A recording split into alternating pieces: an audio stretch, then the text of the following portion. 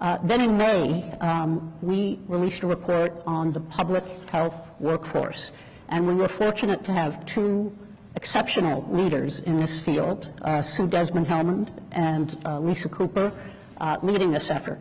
Now, the goal of public health is to prevent illness and to promote wellness, and we all know that in order for that to happen, public health workers need to both reflect and understand the communities in which they work.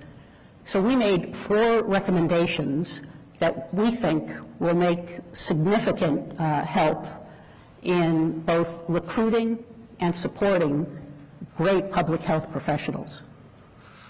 Then in August, we wrote a letter to you on public engagement in research and development in that enterprise. And I read it. And you read it. All right, it's good to hear that.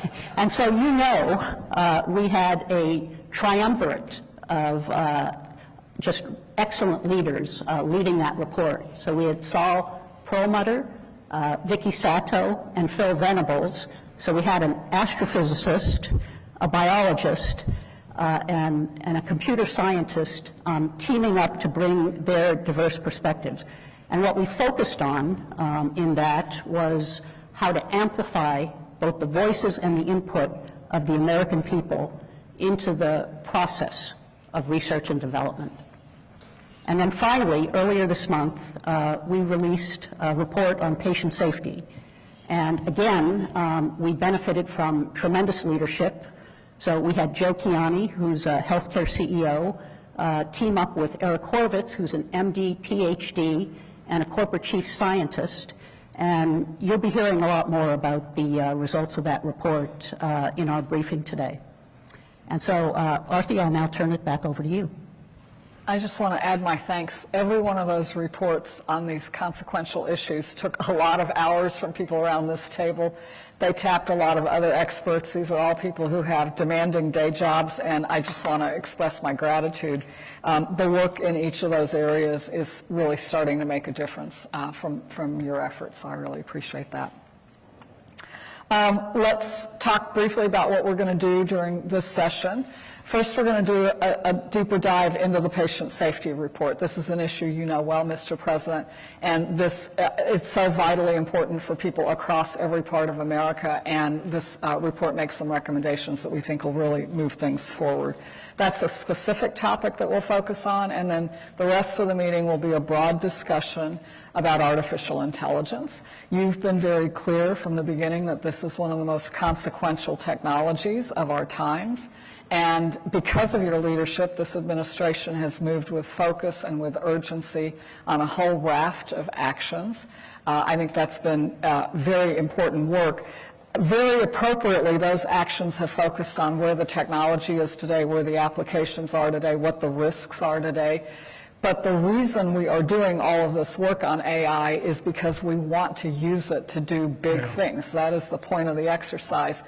And doing big things is what science and technology is all about. So we asked PCAST, with its tremendous expertise in this area, to step back and really show you today some examples of how AI is knocking down the walls so that we can see new frontiers in research. And that's what you'll be hearing about from some amazing experts who are doing this every single day. We're going to talk about 3 examples. One is about using AI to predict weather extremes as climate changes. Another is about using AI to create materials that have the properties we've never been able to create before.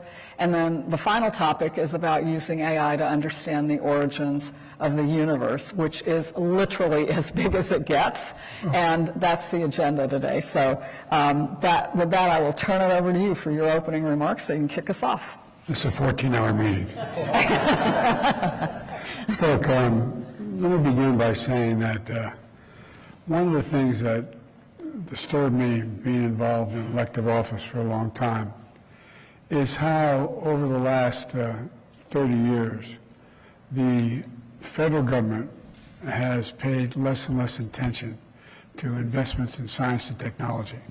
And we're in a situation where we used to have a significant portion of our GDP going into research and development. And it got down to 0.7% from 2%. We used to lead the world.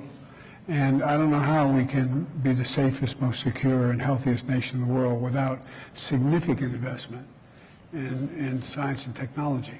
And I mean that. And so you've all really stepped up. And one of the things that I also, it doesn't directly relate today, but Arthi and I talked a little bit about it earlier this morning, is that what leaders say matter in terms of people's confidence in things they're not sure about. And one of those areas, you saw what happened with regard to the crisis, health crisis we had that cost us, lost well over 1 million people. And as time began to move on, you had more and more voices saying, no, no, no, you don't need to get that shot. You don't need to be engaged. You don't need to. And we have a new strain of COVID now, and we have answers for it. But I just would urge those in public life, and both political parties and no political party, to be cautious about sometimes inflammatory things you say about this, because people's lives are at stake. And the last piece was when I was vice president, for a slightly different reason, I spent a lot of time going between rural areas and urban areas. And one of the things that you're going to talk about here is the healthcare workers reflecting the community. We need not only to have more focus on rural communities and rural hospitals in order to get the kind of care and attention they need, but we need to have people from those communities to be the ones who are trained and engaged in that effort. And I think that, again, Arthi raised that with me this morning. I can't tell you how certain I am that that is necessary, and I'm not a scientist. It matters. It matters who you go to. Do you trust what they're doing? Do you think they know what they're talking about? And so, Dr. Zuber, thank you. I'm really looking forward to this discussion. And this group represents some of the top minds in America. And that's, again, not hyperbole, that's a fact. I've often said America's the only nation in the world that can be defined by one word. I spent a lot of time with Xi Jinping when I was vice president and subsequent to that. And he once asked me in the Tibetan Plateau, could I define America for him? And I mean it sincerely, not a joke. I said, yes, one word, possibilities. We've always believed anything is possible if we set our mind to it. Possibilities. And science and technology allow us to unlock the potential as a nation and meet the challenges of our time with some sense of urgency and purpose. I can't emphasize the word urgency too much.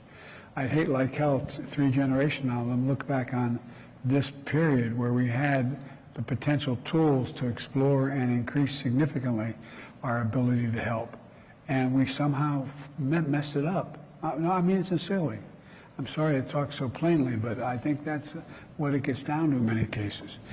So I'm looking forward to discussing actions that were taken in 2 priorities: AI, artificial intelligence, and expanding high-quality health care for every American, no matter where they're quartered, where they live, what their background is.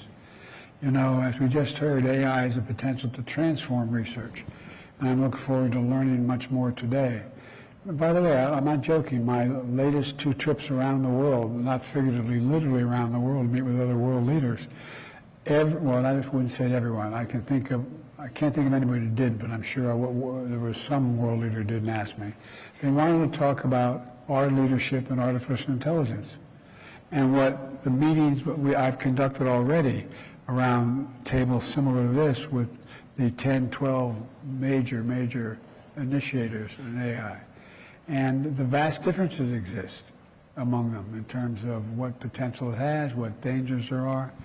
And so, you know, I have a keen interest in AI and convene key experts on how to harness the power of artificial intelligence for good, while protecting people from the profound risk it also presents. We can't kid ourselves. The profound risk if we don't do it well. And the United States is committed to that goal, and we're going to work with world leaders to achieve it, including British Prime Minister Sunak and others that they want to do more together with us. And I want to thanks to our administration's 15 American technology companies have already begun to implement voluntary commitments to help ensure that AI technology is safe, secure, and trustworthy before it's released to the public. That includes extensive independent safety testing. That includes water marking and identifying images that have been generated by AI. And to state the obvious, AI extends beyond health and security issues. I applaud the tentative resolution from the writer's strike, for example, not here, in California, in Los Angeles, including assurances on how the use of AI will occur. This fall, I'm going to take executive action, and my administration is going to continue to work with bipartisan legislation so America leads the way toward responsible AI innovation. We're also taking action to ensure our loved ones have access to high-quality health care, starting with the PCAST report you released on strengthening patient safety. I made very brief reference to it at the beginning, but it is really, really critical.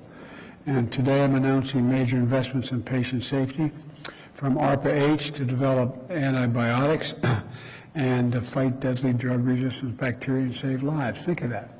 We're talking about the potential for antibiotics to be used to deal with, anyway, it's just, when I start reading your reports, I think to myself, my Lord, what an incredible era we're about to go through. But it has to be done well. And so finding and implementing solutions to reduce medical errors and other problems for patients' experiences when hospitalized is going to improve health outcomes and protect our loved ones as well. And Joe Kiani knows a lot about that, been working with it a long, long time. My administration is committed to ensuring every American receives high-quality care they deserve in every community, urban, rural, suburban, tribal, and it varies. Think about it, I say to the public may be listening, think about whether or not who you go to and how much you trust that doc is going to impact on whether you follow the instructions.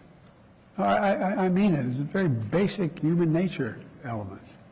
And that's why having people from, quote, the neighborhood makes a big difference, I think. And so it's going to reduce medical errors and other problems patients face when they're hospitalized. And I believe it's going to improve outcomes and protect the people we love. My administration is committed to ensuring every American receives high-quality care they deserve in every community, as I said. And ultimately, it's all about dignity. It's all about dignity. The actions we take together are going to help protect people's health, they're going to promote innovation, and we're going to win the economic competition of the 21st century, in my humble opinion. And I'll just say, if we have a government shutdown, a lot of vital work in science and health could be impacted, from cancer research to food safety. So the American people need our Republican friends in the House of Representatives to do their job, fund the government. We got a lot to discuss, so let's get this meeting started. I'd rather hear from you than me. Thank you. Mr. President, do you think the government shutdown is inevitable? I don't think anything is inevitable in politics. What can be done now to make sure it doesn't happen? If I knew that, I would have done it already. Mr. President,